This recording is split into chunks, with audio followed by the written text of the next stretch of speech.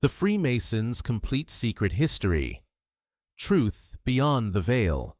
As the world outside grows quiet, we can begin. Settle in and let your mind drift with me. We are not here tonight to chase frantic conspiracies. We are here to listen to a much older, deeper story. It is a story that hides in plain sight. Humanity has always built walls to protect its treasures. But it has also built quiet rooms, hidden deep behind those walls. These are the sacred places where secrets are kept. The need for these secret spaces is as old as our own history. We have always gathered in shadows to share forbidden ideas. We whisper knowledge that the wider world is not yet ready for.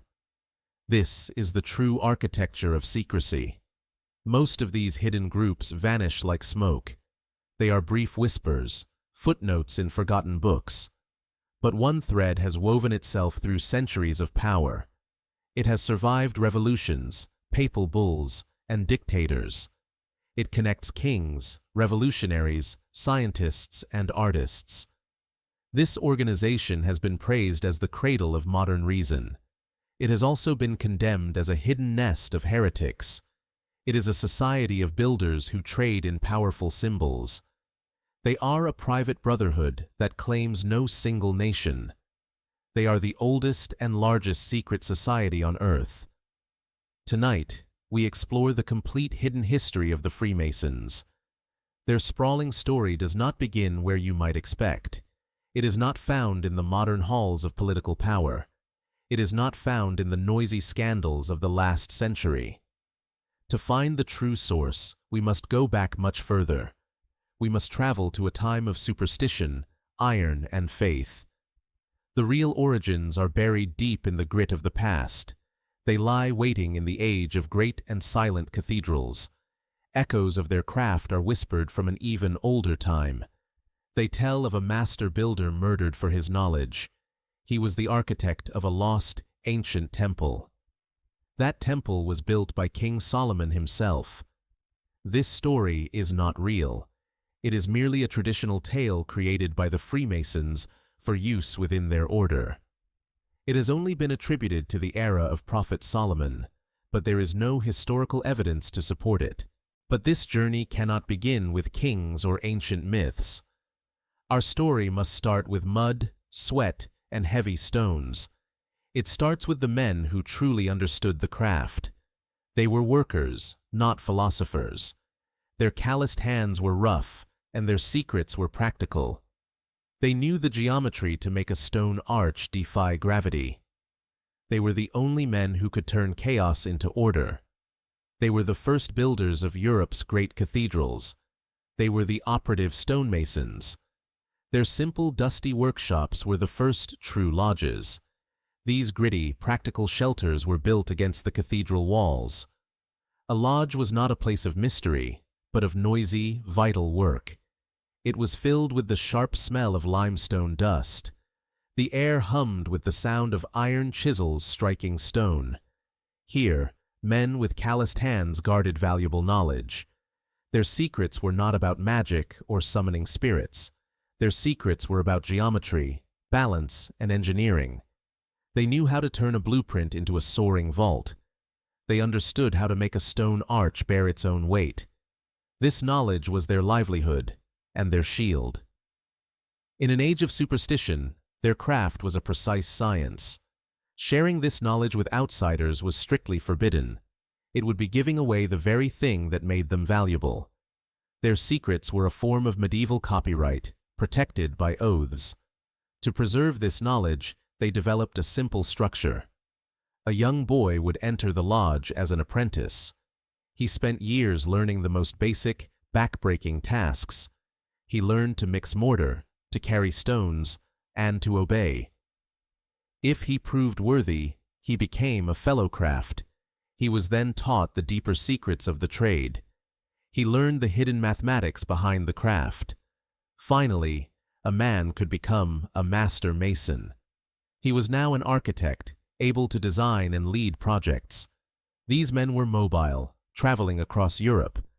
They moved from one great building project to the next. A master mason from France could find work in England. He just had to prove his rank to the new lodge. He did this by using secret words and handshakes. These signs were a practical, medieval passport. They proved he was a trusted member of the craft. His skills were real, and his loyalty was sworn in blood. This system built the wonders of the medieval world, the towering cathedrals of Chartres, Reims, and Cologne. These silent monuments are their true, lasting legacy. They stand today as a testament to the Masons' genius. For centuries, their craft was the pinnacle of technology. But this golden age of the builder could not last forever. The world was changing, and the great projects were ending. The magnificent cathedrals were finally complete. Slowly, the sound of the chisel began to fade. The lodges grew quiet, their purpose becoming unclear. The practical need for their secrets was starting to vanish. This slow, creeping irrelevance presented a new kind of threat. The guilds had survived wars, plagues, and jealous kings, but they were unprepared to survive their own success. The practical knowledge of the stonemasons was losing its power. What good was knowing how to build a vault in a world without new cathedrals? The secrets, once a source of immense pride, were becoming historical relics. The lodges themselves began to change their function. They transitioned from active work sites to quiet, social clubs. Masters gathered not to plan new structures, but to reminisce. They shared ceremonial meals and performed their ancient rituals. These traditions were a powerful link to their glorious past. But this connection to the past offered no clear path forward. They were guardians of a craft that the world no longer needed. These organizations still held valuable, exclusive charters. They possessed a rich history and a reputation for secrecy. Their oaths and symbols held a deep, compelling mystique. The structure of apprentice, fellowcraft, and master was potent. It was a perfect system for teaching, testing, and bonding. The guild was a beautifully crafted vessel, but it was empty. It was a hollow shell, rich in tradition, but poor in purpose. This emptiness created a profound institutional crisis. Membership numbers dwindled as old masters passed away. Fewer sons were following their fathers into a dying trade. The lodges were desperate for new members and new sources of income. They needed to find a way to make their traditions relevant again. If they could not offer men work, perhaps they could offer them something else. This desperation opened a crack in the lodge door. The guilds began to consider a radical, unthinkable solution. They could start admitting men who had never touched a chisel.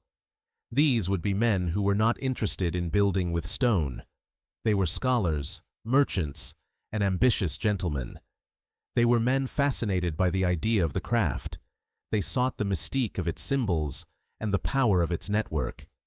These new men, driven by the curiosities of a new age, were about to knock.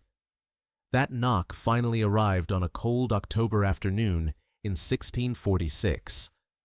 The man who stepped across the threshold was not a laborer. His name was Elias Ashmole, a noted antiquarian and alchemist. He was a scholar obsessed with the hidden currents of the universe. His personal diary records the moment with striking, solemn precision. At exactly 4:30 in the afternoon, he was made a Freemason. This event took place in the town of Warrington, far from London. We must pause to understand how strange this moment truly was. England was being torn apart by a brutal civil war. The old world of kings and bishops was collapsing in blood. Ashmole was a royalist, a man on the losing side of this fight. He was joining a dying guild in the middle of a national crisis. The men initiated with him were also not stonecutters. They included his friend, Colonel Henry Mainwaring, a soldier. This was a gathering of the intellectual and military elite. So we must ask the crucial question: why? Why would these sophisticated men seek out a defunct trade union? They certainly were not there to learn how to dress stone. They were searching for something the war had destroyed: stability. They sought a new kind of network, built on oaths, not politics. The old structures of society were failing them completely.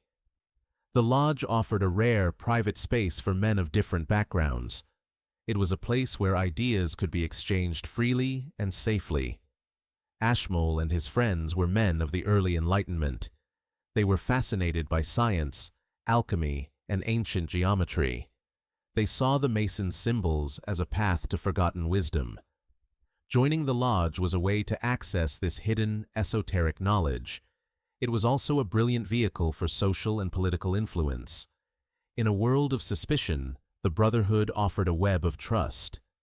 Ashmole was not joining a simple club. He was investing in a powerful social technology. This one event marks the true birth of speculative Masonry. The craft was no longer about working with the hand. It was becoming a new philosophy of the mind. The compass was no longer a tool for drawing circles. It was now a metaphor for controlling one's passions. The apron was no longer a guard against stone chips. It was becoming a symbol of purity and innocence. This lodge in Warrington was a potent, successful experiment. It proved that the ancient rituals could hold a new meaning. The empty vessel of the guild could be filled with philosophy. But Elias Ashmole was not the first gentleman to see this. Another brilliant mind, a man of science and a soldier, had come before. His initiation 5 years earlier truly planted the seed. He was a spy, a diplomat, and a founder of the Royal Society. His name was Sir Robert Moray. Sir Robert Moray was the perfect pioneer for this new world. He was a reserved but brilliant Scottish scientist, soldier, and diplomat. His initiation in 1641 is the earliest known record of speculative Masonry in England. This event happened in Newcastle, on English soil, while Moray was with a Scottish army. It proves the concept was already spreading beyond a single lodge. Moray was a central figure in the intellectual heart of Europe. He was a founder of the famed Royal Society. He and his friends were part of an invisible college. This was a secret network of men hungry for new, testable knowledge. They were the scientists and thinkers defining the dawn of the Enlightenment. Their quest for knowledge, however, was a dangerous pursuit. The old powers of church and state did not welcome challenges. Radical ideas about astronomy, philosophy, or personal liberty could lead to prison. To question the established dogma was to risk everything. The Masonic Lodge offered a unique, protected space. It was a rare sanctuary where men of intellect could speak freely. Its ancient oaths of secrecy were not just ceremonial. They were a practical shield against a hostile, suspicious world. Behind the locked door, social and class boundaries could temporarily dissolve. A duke could speak plainly with a scientist. A soldier could debate philosophy with an artist. They disguised their revolutionary inquiries as ancient, harmless rituals. Moray, a man of immense prestige, helped elevate this transformation. He helped graft the ideals of the invisible college onto the structure of the lodge. He made Masonry into a fashionable society of philosophy. This is the true reason the elite began to join in droves. They were not just seeking social status or mystical secrets. They were joining a quiet, intellectual rebellion. The lodge became the safe harbor for the coming Enlightenment. It was a network of trust in an age of deep suspicion. It provided a framework for a new kind of brotherhood. This brotherhood was based on rational thought, not on feudal birth. But this sudden, explosive popularity created a serious, new problem. The experiment was too successful, and it was growing too fast. The brotherhood was a loose, chaotic network of independent lodges. Each one followed its own customs and traditions. Some lodges were inventing wild, theatrical rituals. Others were little more than glorified drinking clubs. There was no standardized ritual, no central leadership. Internal disputes over rules and governance were common. The fraternity was becoming fractured, diluted, and disorganized. It was a victim of its own success. This new speculative masonry was in danger of dissolving. It was at risk of fading into a brief, forgotten historical fad. 4 of these struggling London lodges saw the growing danger. They knew this brilliant experiment was on the verge of collapse. They decided to meet in a tavern to forge a unified future. This meeting would change the course of Masonic history forever. It was the year 1717. That meeting took place inside a London tavern called the Goose and Gridiron. We must picture this room clearly to understand their world. It was not a grand hall of philosophers or wealthy aristocrats. It was a cramped public space, loud and smelling of common life. The air was thick with heavy, acrid tobacco smoke. This smoke mingled with the sharp scent of spilled ale and roasting meat. Candlelight, guttering in the draught, fought against the smoky haze. It cast long, nervous shadows on the dark, rough-hewn wooden beams. The clatter of tankards on wood was constant and sharp. The murmur of politically charged conversations filled every corner. Outside, the city of London itself was restless and uncertain. The memory of the glorious revolution was still fresh. Political factions vied for control, and loyalty was a dangerous currency. Narrow, cobbled streets echoed with the footsteps of a bustling, anxious populace. The air carried the mixed, humid smells of coal smoke, the river, and horse dung. This was a world desperate for stability, for new forms of order. The old structures of guild and crown felt brittle and unreliable. This anxious desire for reliable fellowship was the soil for the new idea. Inside the tavern, 4 small, struggling lodges gathered. These were not the powerful, elite groups of Ashmole's earlier generation. They were simple clubs, barely surviving in this volatile city. Their noble experiment was on the verge of collapsing into total chaos. The brotherhood was fractured by bitter internal disagreements. They lacked any standardized governance to hold them together. This was the core of the crisis they had gathered to solve. Disputes raged over the most fundamental questions of their craft. What were the correct ancient rituals? One lodge insisted on a particular symbolic wording. Another dismissed that same wording as a modern invention. Disagreements over the proper administration of the lodge were endless. Who had the authority to initiate new members? How should lodge funds, small as they were, be managed? Without a central guiding hand, every lodge was its own flawed authority. The great intellectual experiment of Moray and Ashmole was failing. It was dissolving into a collection of squabbling, irrelevant clubs.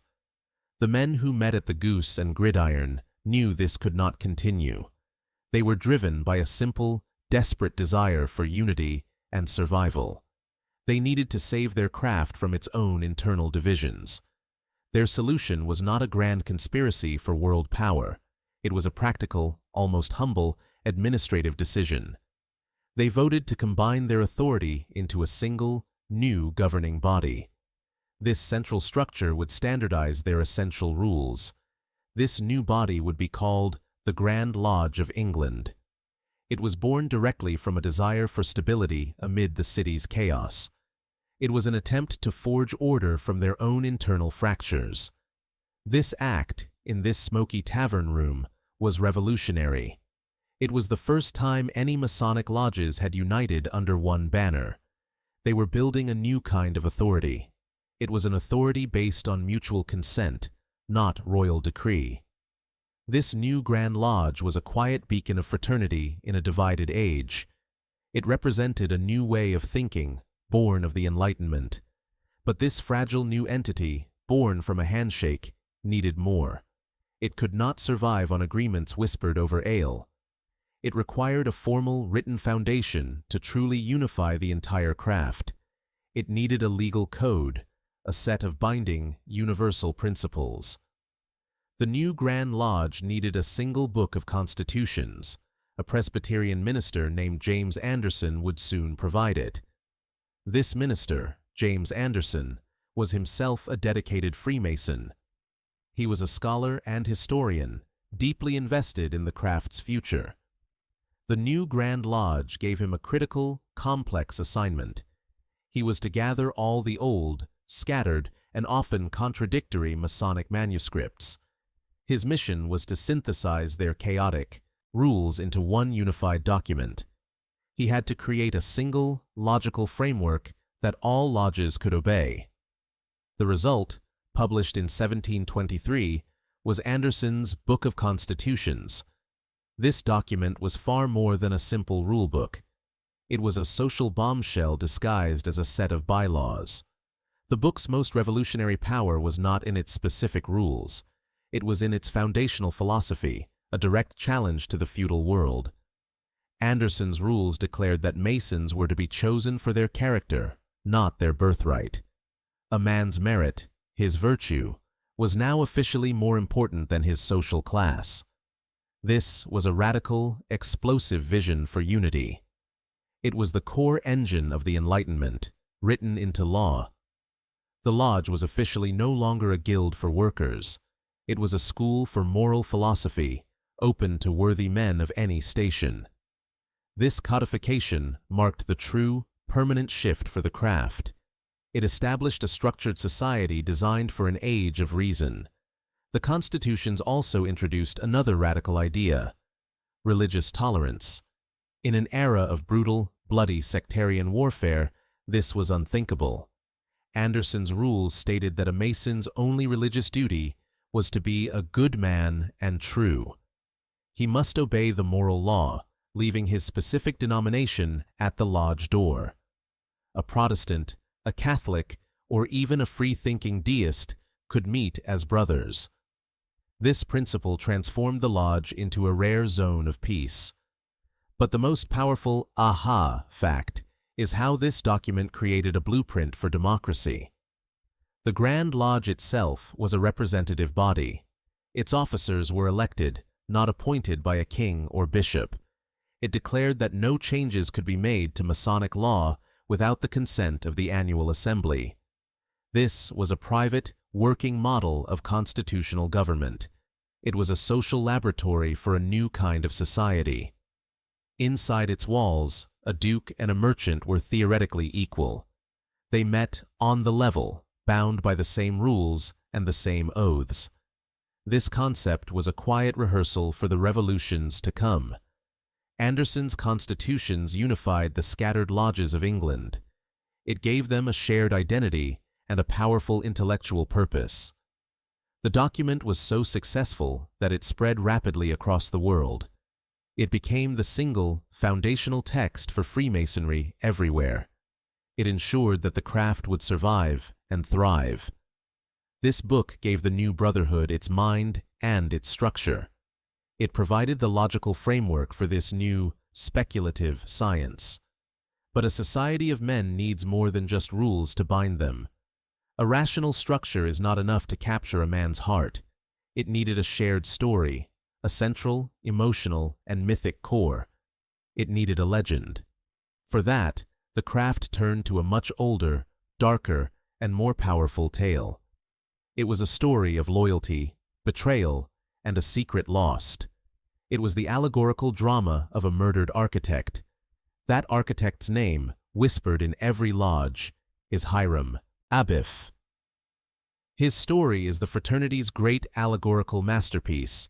It is not presented as historical fact. It is a profound shared psychological drama. This potent parable is the true beating heart of the craft. It is the centerpiece of the Master Mason degree. It is the final lesson that binds every brother together. The legend begins at the construction of King Solomon's temple. Hiram Abiff is the master builder, the chief architect. He is a genius, a widow's son sent from Tyre. He alone possesses the ultimate secrets of the master artisan. These secrets include the true name of God, the lost word. This word is the key to all divine and creative power. It is the knowledge needed to complete the great temple. His workforce is vast, organized into 3 distinct degrees: apprentices, fellow crafts, and master masons. Each degree has its own secret signs and words. These secrets are the way Hiram organizes his labor. They are also the way he protects the most sacred knowledge. His work is nearly finished when a conspiracy is formed. 3 fellow crafts, ambitious and impatient men, grow greedy. They are not yet master masons. They have not earned the final secrets of the craft. They believe they deserve the high wages of a master. They decide to extort the secrets from Hiram himself. They know his custom is to enter the temple at noon. He goes alone to the unfinished Holy of Holies to pray. The 3 ruffians lie in wait for him. They station themselves at the east, west, and south gates. They intend to block his every escape. As Hiram Abiff finishes his devotions, he proceeds to the south gate. He is confronted by the first ruffian, armed with a heavy tool. The man demands the secrets of a master mason. Hiram refuses, his voice steady and calm. He states that he cannot give the secrets away. He explains they can only be shared with worthy brothers. He insists he would rather die than betray his sacred oath. Enraged, the ruffian strikes Hiram across the throat. The blow is glancing, and Hiram stumbles away, wounded. He flees to the west gate, seeking another escape. There, the second ruffian is waiting, also armed. Again, the demand is made for the master's secrets. Again, Hiram Abiff refuses, placing fidelity above his life. The second man strikes him a vicious blow to the chest. Hiram collapses, but his will remains unbroken. With his last strength, he crawls toward the east gate. The third and final ruffian stands in his path. This man is the most brutal, his face set with determination. For the third time, the master's word is demanded. For the third time, Hiram Abiff refuses to speak. He chooses death over dishonor. The final assassin raises his heavy maul. He strikes a terrible, fatal blow to Hiram's forehead. The master architect, the keeper of the word, is dead. His body lies lifeless in the unfinished temple. The 3 murderers are now gripped by panic and guilt. Their crime has gained them nothing but blood on their hands. The master's secret, the lost word, has died with him. Under the cover of darkness, they carry Hiram's body out. They bury him in a secret, shallow grave on a hillside. They mark the spot with a single sprig of acacia. They then plan to flee the country, their sin complete. Back at the temple, King Solomon grows concerned. His master builder is missing, and work has stopped. He sends out a group of fellow crafts to search for him. The men eventually discover the freshly disturbed earth. They see the acacia sprig and begin to dig. They unearth the body of their murdered master. They bring the terrible news back to King Solomon. The king orders the men to raise Hiram's body. They must do so using the specific grip of a master mason. This act is symbolic, a ritual of restoration. It is an allegorical resurrection, not a physical one. Hiram is raised from his grave to a new, immortal life. His story now serves as the craft's central allegory. It is the journey of the righteous man through life and death. It is a symbol of loyalty, integrity, and the triumph of the spirit. Every man who wishes to become a master must live this drama. He symbolically experiences Hiram's death and raising. This shared, secret experience is the core of their bond. This legend is the anchor for all their other lessons. It is the source from which their most famous symbols flow. This profound drama gave the craft its new, allegorical language. The physical tools of the operative stonemason were now reborn. They became the core symbols of the speculative philosopher. Each tool was a key, unlocking a specific moral lesson. The first symbol given to a new mason is the white lambskin apron. This was once a simple, practical garment for protection. It shielded the operative builder from stone chips and dust. In the new speculative craft, it became a sacred emblem. The white lambskin represents purity and innocence. It is the badge of a Mason, a reminder of a virtuous life. The most famous symbol of all, however, is the square and compasses. To the operative Mason, the square was a vital tool of his trade.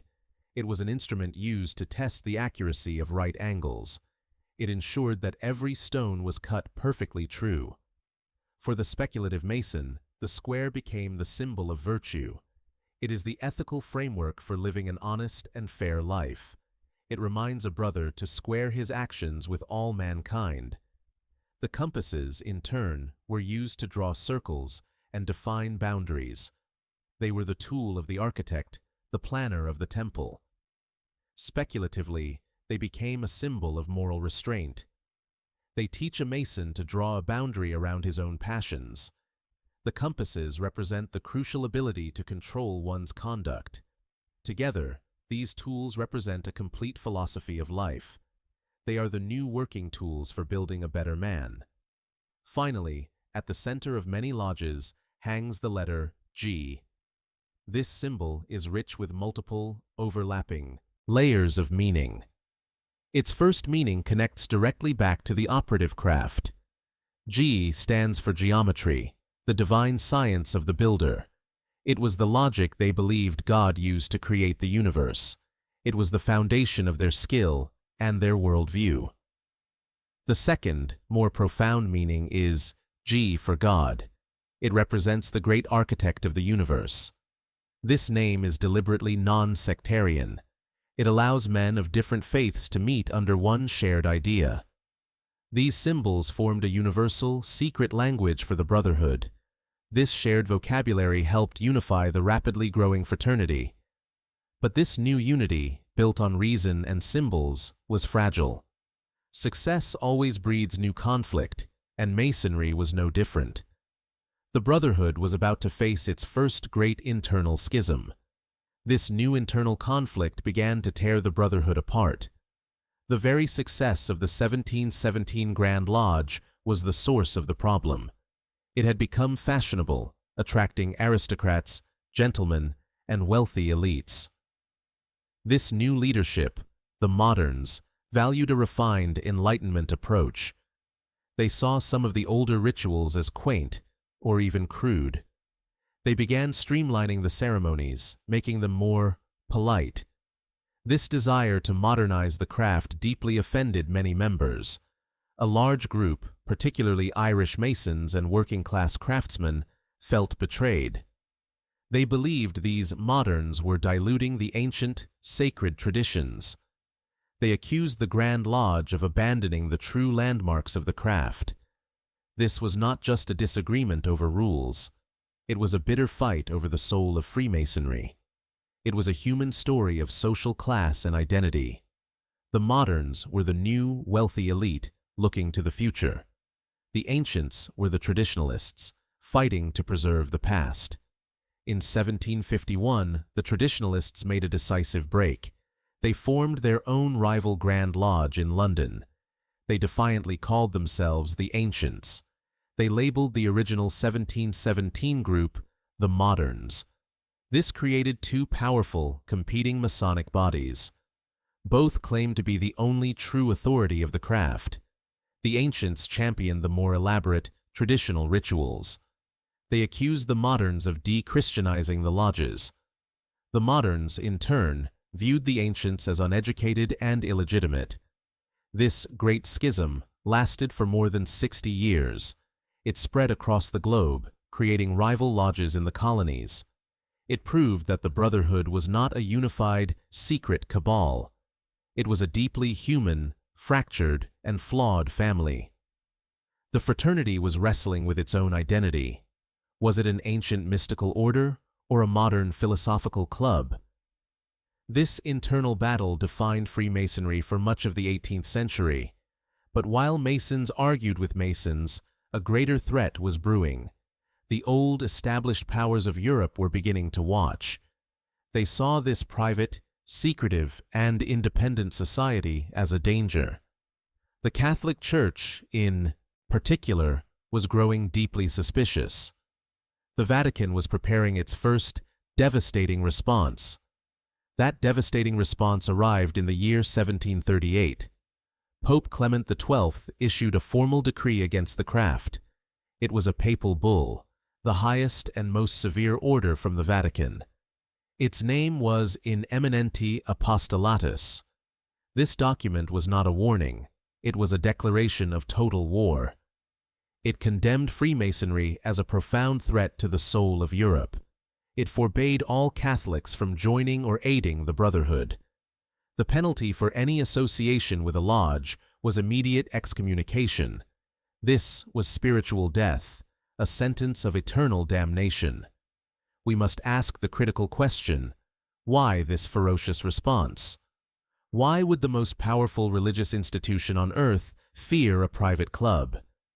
The answer lies in the very nature of absolute, centralized power. The Church's authority was built on a structure of total knowledge. It believed its path was the only path to salvation. Its power was absolute and must be unquestioned. Freemasonry presented a direct, existential challenge to this entire worldview.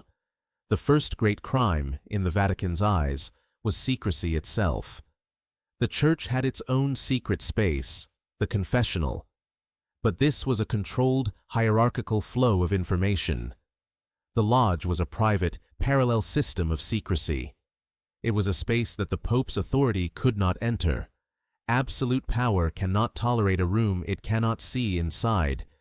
It cannot abide a loyalty it does not control. The second crime was the Masonic oath. Masons swore a binding oath of fidelity to their brothers.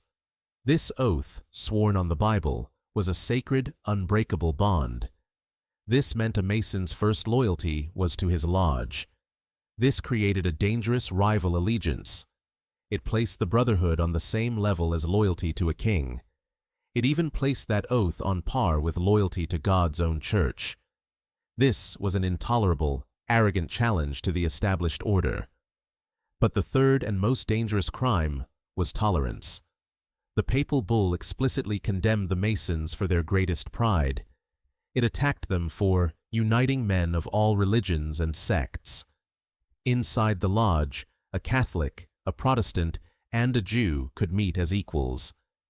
This idea was not just radical, it was pure heresy. It suggested that salvation might be found outside the Church's walls. It treated all faiths as different paths to the same great architect. This single idea could unravel the very fabric of the Church's power. It was a direct assault on the religious and social order of Europe. This bull was the first shot from the great external antagonist, authoritarianism. It was not just the Church that feared the craft.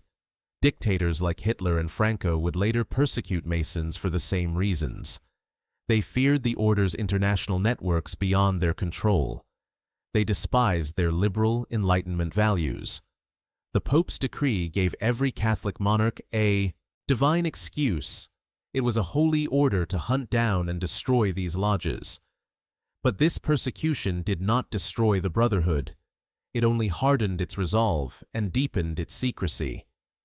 In the New World, this very persecution would fuel a fire. It would help turn a philosophical club into an engine of revolution. That fire of revolution found its perfect kindling in the American colonies. Here, the ideas of the Enlightenment were not just whispered in secret. They were openly debated by men building a new society. Many of these men, the future founding fathers, were brothers of the craft. It is common knowledge that George Washington was a master mason. Benjamin Franklin served as a Grand Master in Pennsylvania. Paul Revere and John Hancock were also active members. But to simply list these famous names is to miss the real story. It is the easy answer, the surface-level fact. The truth is far more practical and strategically brilliant. The real influence was not a grand, unified Masonic plot. The true power of the craft was its function as a machine. It was the only private, intercolonial institution in America. It was a trusted network that connected men from 13 separate colonies. A merchant in Boston could instantly trust a planter in Virginia. They could trust him if he was a brother of the craft. Their shared oath was a bond stronger than loyalty to a distant king.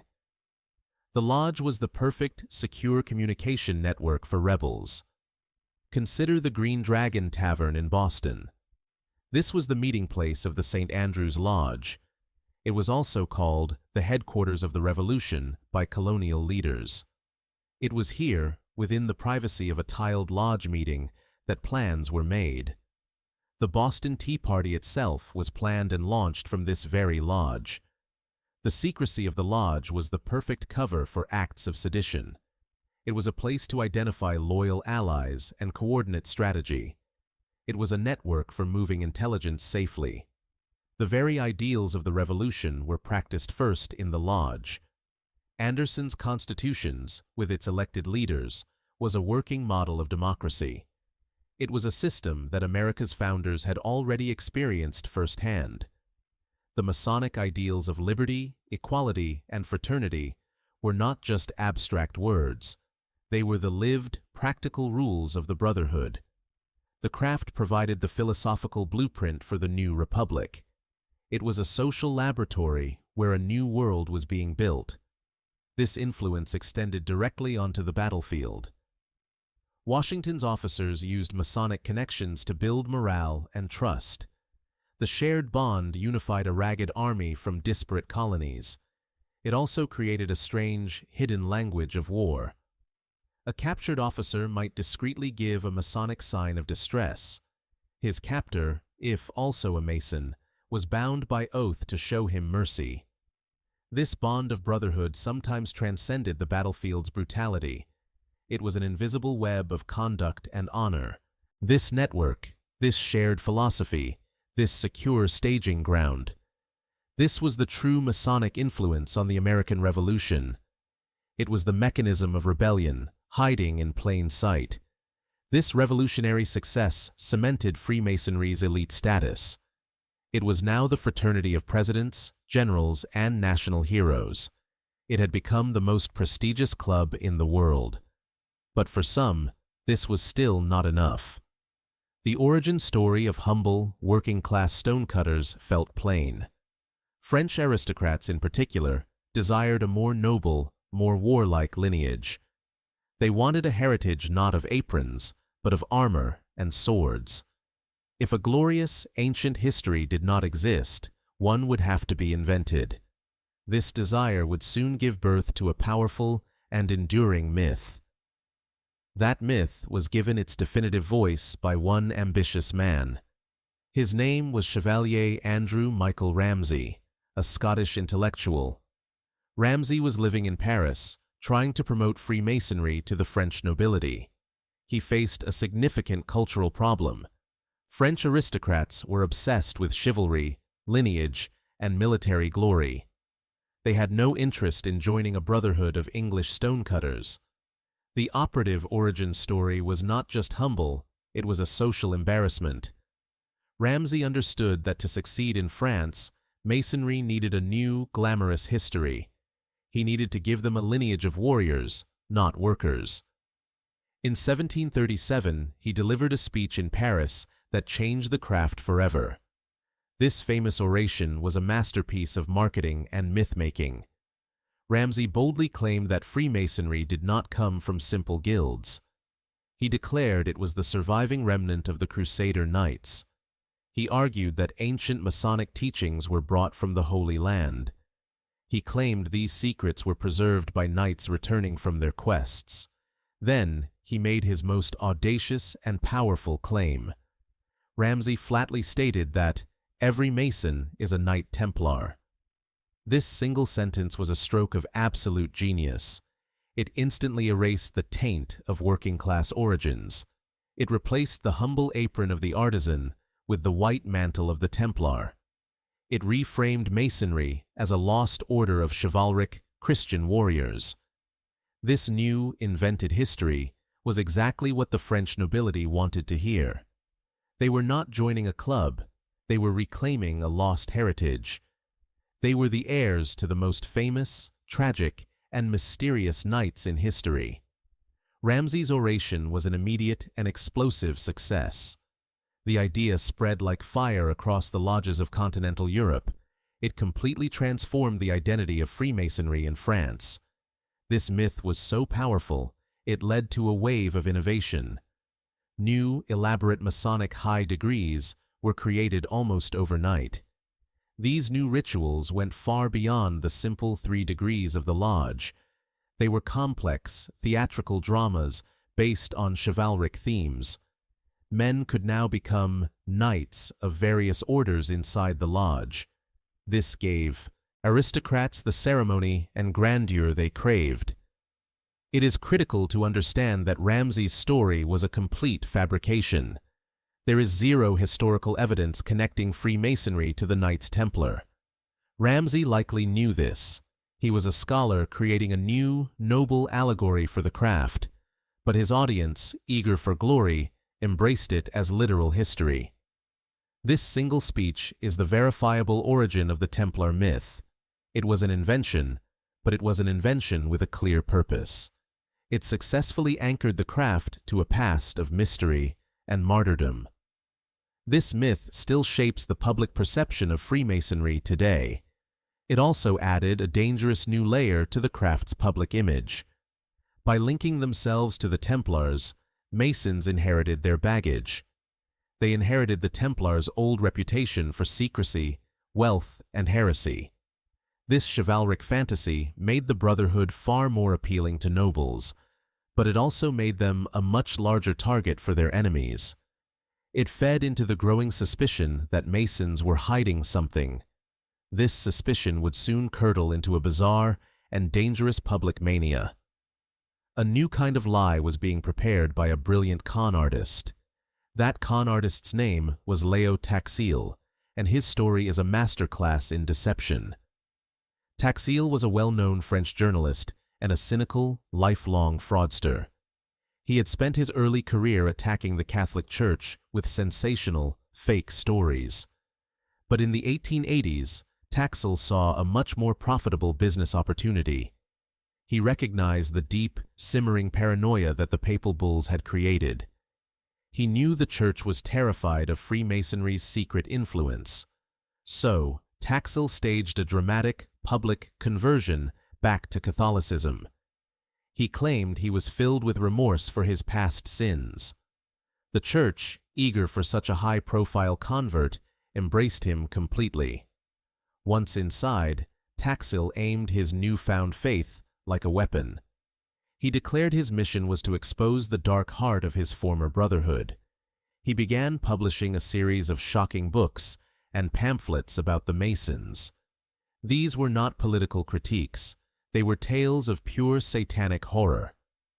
Taxil claimed that the highest degrees of Masonry were a secret devil-worshipping cult. He fabricated lurid, detailed accounts of their rituals. He described Masons spitting on the cross and worshipping a demonic idol. He even gave this idol a name, Baphomet. His stories became more elaborate with each new publication. He wrote of black masses held in secret underground chambers. He described female Masons, sisters, who consorted with demons. He invented a high priestess named Diana Vaughan. Vaughan, he claimed, was a descendant of a goddess and had met Satan himself. These stories were absurd, but they were exactly what the public wanted to hear. Taxil's books became international bestsellers. He became the toast of the anti-Masonic world. He even received the personal blessing of Pope Leo XIII. For 12 years, Leo Taxil was the world's leading expert on Masonic evil. His followers demanded he finally present his star witness, Diana Vaughan. In 1897, Taxil scheduled a grand press conference in Paris. The hall was packed with believers, priests, and journalists. They waited breathlessly to finally see the woman who had communed with demons. Leo Taxil stepped onto the stage to a thunderous applause. He soaked in the adoration for a long, dramatic moment. Then, he calmly announced that Diana Vaughan did not exist. He proceeded to explain, in meticulous detail, his entire 12-year hoax. He revealed that his satanic rituals were all fabricated. He confessed that his goal was never to expose Masons. His goal was to expose the profound gullibility of the Catholic Church. He had played them all for fools, and he had made a fortune doing it. The hall exploded into chaos as his supporters realized the truth. The Taxil hoax was a profound humiliation for the Church. It remains one of the most bizarre and successful cons in modern history. It proved that people will believe any lie about a secret society. This hoax, though built on fantasy, cemented the idea of Masonic Satanism. But while this story of devil worship was a complete fabrication, it does not mean Freemasonry was free from genuine dark corruption. In the 20th century, a far more sinister and real scandal would emerge. It would involve not demons, but fascists, bankers, and dead bodies. This was the terrifying true story of a lodge called Propaganda Due. This terrifying true story begins, as promised, with Propaganda Due. It was an Italian lodge chartered by the Grand Orient of Italy. On the surface, it was just one of many lodges in the country, but in reality, it was a dark, cancerous growth on the craft. It was a secret lodge operating as a shadow government. At its center was one of the 20th century's great puppet masters. His name was Licio Gelli, an enigmatic and ambitious man. Gelli was a former fascist volunteer with deep political ambitions. He understood that the true currency of the world was influence. He used the private, secret structure of a Masonic lodge to build a network. This was not a brotherhood of philosophy. It was a machine for corruption. Gelli's lodge, known as P2, became a directory of the powerful. He recruited the most influential men in Italy.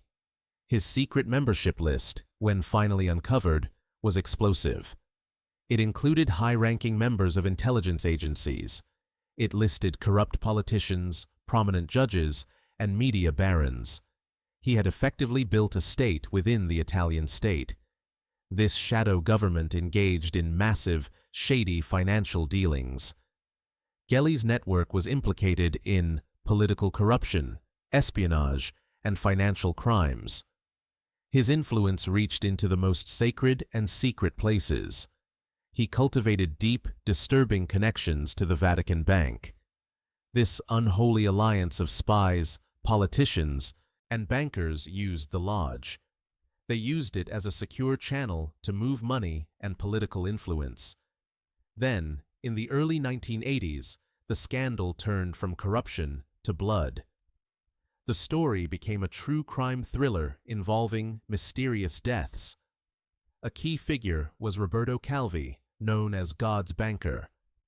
Calvi was the head of a bank deeply entangled with P2 and the Vatican. When his bank collapsed, Calvi fled Italy, his life in danger. He was later found dead, hanging under Blackfriars Bridge in London. His death was staged to look like a suicide, but the details were wrong. His pockets were filled with bricks and stones. The scene was a chilling, ritualistic message. It was a dark echo of Masonic penalties, a warning to others. The P2 scandal finally exploded into public view. It caused widespread public outrage and massive legal consequences.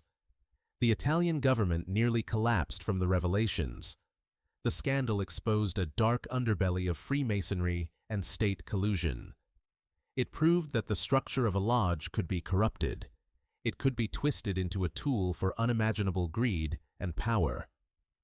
Gelli's lodge was the ultimate black sheep of the fraternity. It was a terrifying confirmation of the public's worst fears. It was the Taxil hoax made real, but with fascists instead of demons. This event cemented the modern image of Freemasonry as a sinister force. But this one corrupt lodge, a genuine conspiracy, was an aberration. It was a cancer, not the body itself.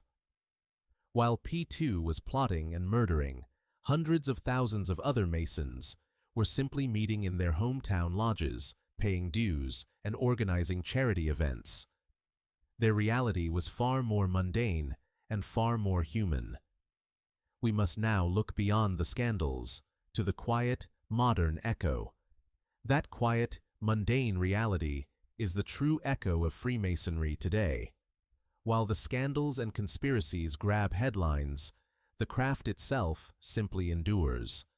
It persists, often hidden in plain sight, in nearly every town. You have likely driven past a Masonic lodge countless times without noticing. It might be a grand, pillared building on a main street. It might be a simple, windowless brick hall above a local shop. The square and compasses are often the only sign.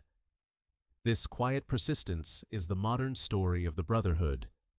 But the craft today is a shadow of its revolutionary past. The Grand Lodges are no longer the exclusive clubs of presidents and kings. The world that made Masonry so vital has largely disappeared. We no longer live in an age of absolute monarchs or state religion. The Enlightenment values that Masons once guarded in secret, liberty, tolerance, and rational thought, are now public virtues. The need for a secret society to protect these ideas has faded. As a result, membership numbers have been shrinking for decades. The lodges are growing older, their halls quieter. A craft once defined by ambitious, rebellious young men is now often a fraternity of grandfathers. In a digital world, the appeal of secret handshakes is fading. In an age of social media, men have countless other networks. The ancient rituals can feel like relics from a forgotten time. Many lodges have closed their doors forever, their charters gathering dust. And yet, hundreds of thousands of men still attend meetings. They still pay their dues, wear the white apron, and perform the rites. They meet not to plot the downfall of governments. They meet to find a rare and quiet kind of connection. In a loud, temporary, and digital world, the lodge offers an alternative. It offers a physical, private space dedicated to permanence. It is a place where a man's word and character still matter. It provides a structured, shared experience of brotherhood. Their work today is overwhelmingly focused on simple charity. Masonic lodges quietly donate millions of dollars every year. They fund hospitals, scholarships, and local community projects. This is the modern, practical expression of their moral code. They are no longer building cathedrals of stone. They are, in their own quiet way, trying to build better communities. They are simply men, seeking fellowship and a sense of purpose. They are trying to practice the simple virtues of their craft. This is the humble, modern echo of a grand and complex history. It is a story of adaptation, survival, and quiet persistence. The fraternity has survived its own irrelevance. It has outlived its own schisms and its most dangerous enemies. This persistence begs a final, deeper question. Why? After the conspiracies, the scandals, and the fading of its power, why does this ancient, secret brotherhood still call to us? Perhaps the answer is not found in their history at all. Perhaps it is found in our own timeless human nature. This timeless human nature seems to crave what the modern world has dissolved. We find ourselves in an age of total exposure. Our lives are loud, public, and relentlessly documented. Every mystery is explained. Every corner of the map is filled. We are saturated with information, yet we often feel empty. Perhaps this is why a secret society still holds a strange power. A true secret does not have to be a dark conspiracy. A secret can also be a sacred, shared trust. It creates a quiet, protected space in a noisy world. It draws a line, defining an us in a world of them. This act of sharing a secret is a fundamental human bond. And what of ritual? Our modern lives are often fast, efficient, and lacking in ceremony. We have optimized the magic out of our existence. Ritual is the opposite of efficiency. It is deliberate and slow. It is a pattern of action that gives weight to a moment. It is a way of connecting us to those who came before. When a Mason performs a ritual, he is speaking a language. He is saying the same words his brothers said, a century ago. This shared performance stops the ordinary flow of time. It carves out a single hour that is sacred and predictable. In a chaotic world, ritual is a comforting anchor. It is a way of finding our place in a story larger than ourselves. This is why we still tell these stories. This is why we are drawn to these ancient, symbolic structures. The need for brotherhood is perhaps the most powerful pull of all. We live in an age of digital connection, yet we are often isolated. We have thousands of friends, but few we can truly trust. The lodge offers a physical room, away from the screens. It offers a handshake, a real voice, a shared purpose. It is a community built not on algorithms or shared interests, but on a shared, binding oath of mutual support.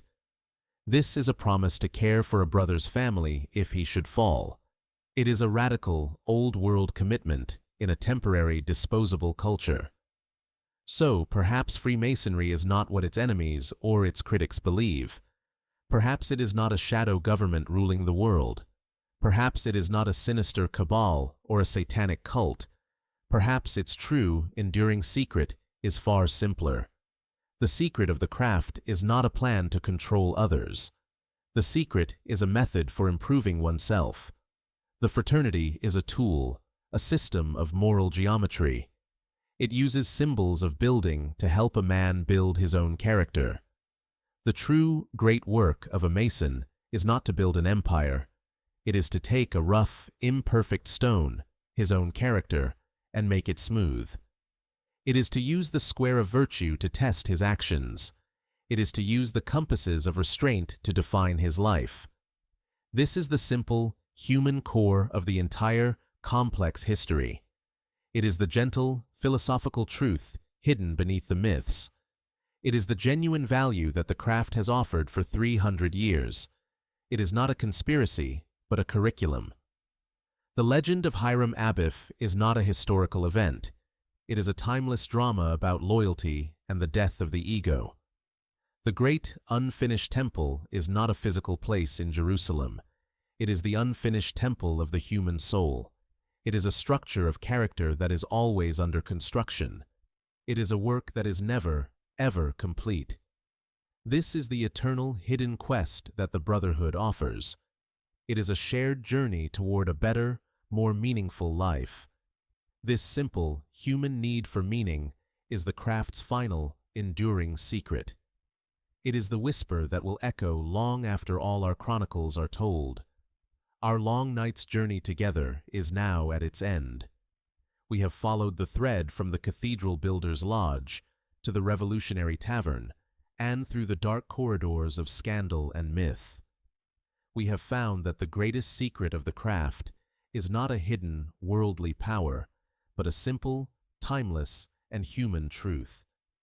The temple was never meant to be finished. The work, as the Masons say, is never done. The truest, most valuable secret is this: the rough stone is you. The tools are yours to wield. The unfinished temple is your own life. You have listened to this chronicle. You have traveled with us through the stone and the shadow. If this story has offered you a moment of peace, or a new perspective on our shared, hidden history, please consider subscribing to Whispering Chronicles. Our archive is deep, and there are many more stories waiting. Share this journey with someone else who appreciates the past. Thank you for settling in with us. May your mind be calm. May your thoughts be clear. As you drift into rest, remember the builder's final lesson. The most sacred work is the one you do in the quiet temple of your own heart. Good night.